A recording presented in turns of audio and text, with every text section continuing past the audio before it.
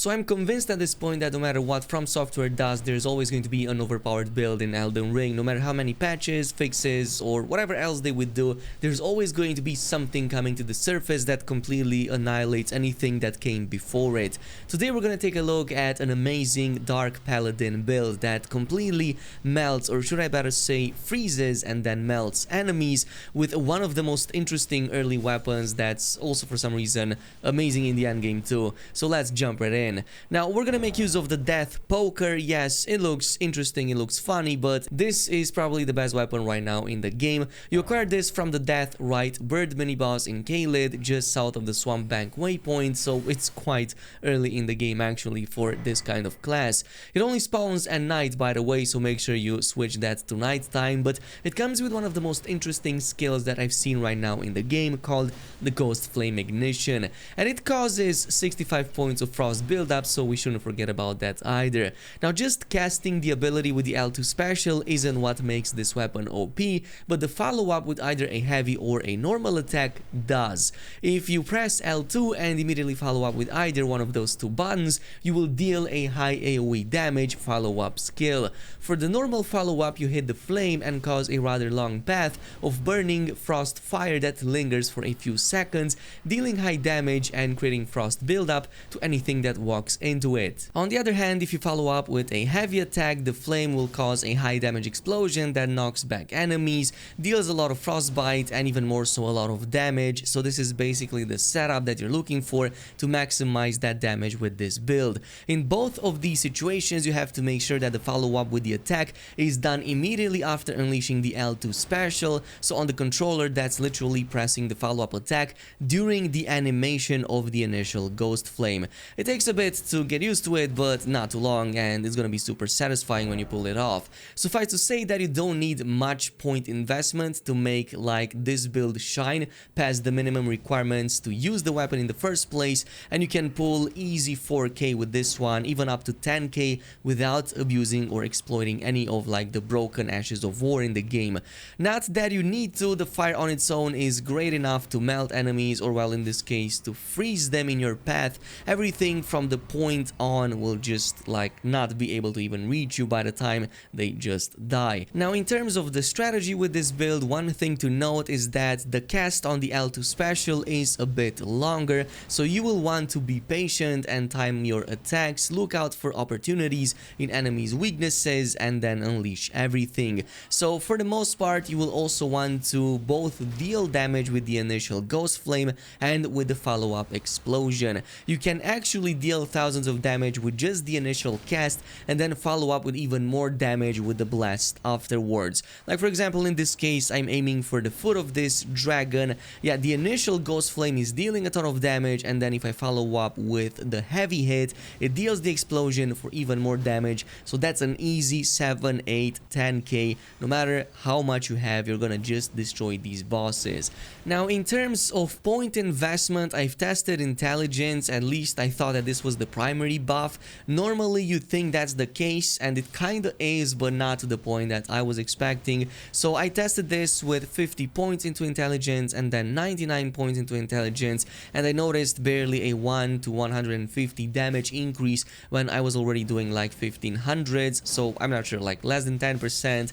Personally, I don't think it's worth it to spend that many points in intelligence to make this build viable, and instead you will want to look to other sources of increasing your actual frost damage or spell damage. And this brings us to a couple of spells, and even more so some talismans. The Golden Vow is definitely my favorite here. It kind of fits the Paladin, even though this is a Dark Paladin and the Golden Vow is, well, golden, but it's still useful. We don't have an alternative. It gives you a straight up 15% damage increase and a 10% buff to defenses, and you also get it quite early from this shack right here, really close to the Volcano Manor, and it's also acquired early on if you just run over there and get it quickly. In terms of the talismans, since intelligence did not help us, well, either magic or skill weapon damage will. In this case, either the Shard of Alexander or Warrior Shard are amazing depending how early you want to get these. So you both get these from Alexander if you want to like finish his entire quest line line and get the better variant. The Shard of Alexander gives you about a 15% damage increase to your skills, but it requires you to pretty much go up until the end part of the game and into the last zone that you get to unlock, so that's not viable. What you want to do instead is to just, well, kill him right from the very beginning of the game. Get the slightly lesser version, the Warrior Shard, that gives you 10%, but I think it's still good enough for just a 5% difference. The next one is going to be the Carrion Filigree Crest. You're going to want to reduce that mana consumption. You get this really easily early on from Liurnia, here from the blacksmith at the Road of the Manor waypoint, so it's going to reduce your mana cost from 25 to 20, which is quite nice early on. In terms of some of the other options, the best one probably is going to be the Magic Scorpion Charm, providing another 10 to 12% buff to magic attacks, so this is going to, yeah, work perfectly with this skill, but it will reduce some of your defenses. Now, to get the Magic Scorpion Charm, this is a bit more complicated, but also quite relatively early, at least in Salivus questline over at Rennie's Tower. Well, you want to start Rennie's questline, but stop there and then just talk to Salivus at his downstairs location, which will invite you to go at his tower nearby.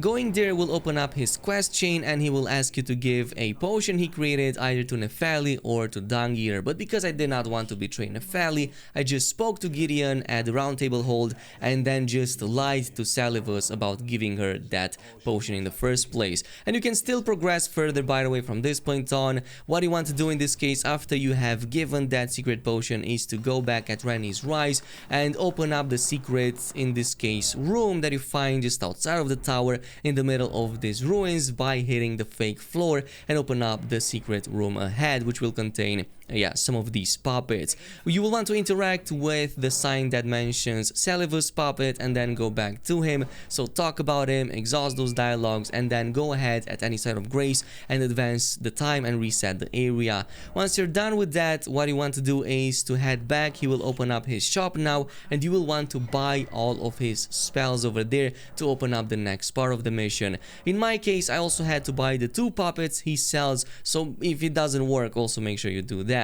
Once you do all of that, he's going to tell you about his secret scheme, but to complete that he will need some Amber Starlight and he will point you towards Altus Plateau. To find one of those Amber Starlights, simply head over to the highway right here at the Altus Plateau and you can just follow up a bit north and then west into this hideaway, into the middle of this cave, and eventually you're gonna find one right here in the middle. Once you're back at him and talk about that, he's going to give you a reward, which is going to be the Magic Scorpion Charm, and you can get some nice sweet extra magic for your build. By the way, in terms of the armor, I don't think there's much to talk about. I'm using the Haligtree Knight helmet, which is a little bit later in the game. You need to go to Elfiel and defeat the knights over there and just farm them, but you can also get Ruler's Mask way earlier and it's like way easier for the same 2 faith points that you're getting from either of these.